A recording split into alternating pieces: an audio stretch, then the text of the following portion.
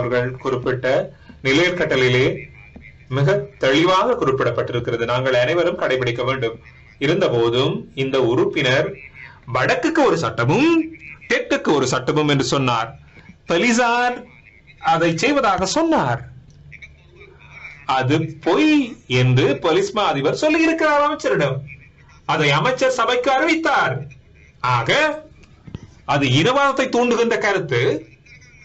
அதை மீளப் பெறுவதற்கு அதை செய்தவர் மீளப்பெற வேண்டும், அதை சொன்னவர் மீளப்பெற வேண்டும். சோசியல் மீடியாவில் இது போகிற போது, எடிட் செய்யப்பட்டு செல்கிற போது, செய்தித்தாள்கள் பிரசுரிக்கப்படுகிற போது, பாராளுமன்றத்தில் சொன்னதை செய்தித்தாள்கள் பிரசுரிக்கலாம். உங்களுடைய கட்சியில் அவர் போட்டியிட்டார்,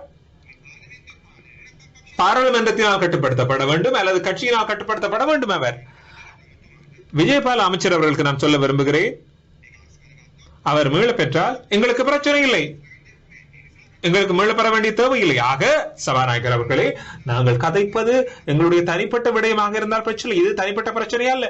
இது மிக தெளிவாக சொன்னார். வடக்குக்கு ஒரு சட்டம், தெற்குக்கு ஒரு சட்டம் உண்டு. அது இனவாதத்தை தூண்டுகின்ற கருத்து. இங்கே உறுப்பினர்கள் இருக்கிறார்கள், பல கட்சிகளை சார்ந்த உறுப்பினர்கள் இருக்கிறார்கள். இனவாத அடிப்படையில் இல்லாமல் இலங்கையர் என்ற அடிப்படையிலே போட்டியிட்டு வந்த பலர் எதிர்கட்சியில் இருக்கிறார்கள். அதை மதிக்கின்றோம். ஆக நான் உங்களிடம் கேட்டுக்கொள்வது, மீளப்பெற வேண்டும். இது உண்மையிலேயே இனவாதத்தை தூண்டுகின்ற கருத்து. நீங்கள் தெரிவித்தது ஜெயசேகர் அவர்கள், இதை விவாதம் வேண்டாம், இதில் விவாதம் வேண்டாம், உறுப்பினர்களுடைய நேரம் குறையும், நீங்கள் எனக்கு சொல்ல இடமளியுங்கள், பிரச்சனை முடிந்ததே. நான் எந்த சந்தர்ப்பத்திலும் இனவாதத்தை தூண்டவில்லை.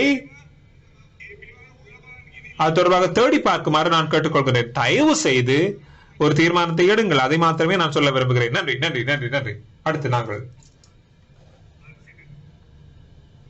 32 செகண்ட்ஸ் எனக்கு தாருங்கள். கௌரவ அர்ஜுனா அவர்கள், கௌரவ சபாநாயகர் அவர்கள், நன்றி.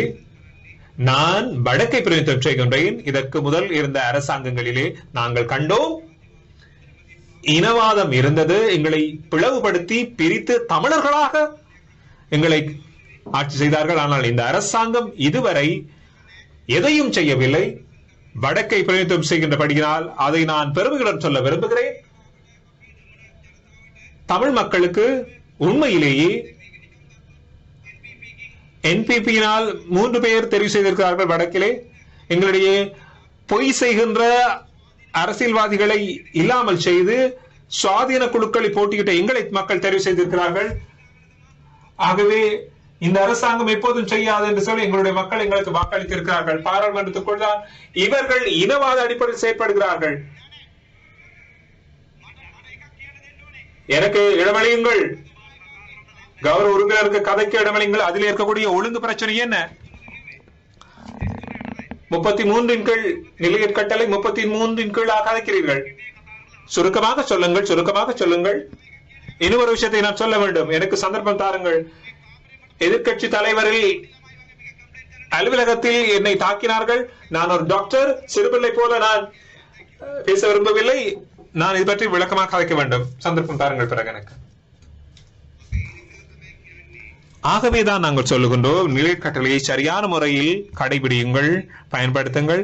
சிரேஷ்ட உறுப்பினர்கள் நிலையற் கட்டளையின்படி செயற்பட முயற்சித்தால் புதிய உறுப்பினர்கள் அதை பயன்படுத்த முயற்சிப்பார்கள். தயவு செய்து நிலையற் கட்டளைக்கு ஏற்ப செயற்படுங்கள். நிலையற் கட்டளை 33 கீழ் சபாநாயகர் அவர்களே, எழுப்ப முடியுமா? நீங்கள் சொல்வது சரி. நிலையற் கட்டளையை நாங்கள் சரியான முறையில் கடைபிடிக்க வேண்டும். சபையில் நாங்கள் தொடர்ந்து முன்னெடுப்போம். உங்களுக்கு உரிமைகள் இருக்கின்றன.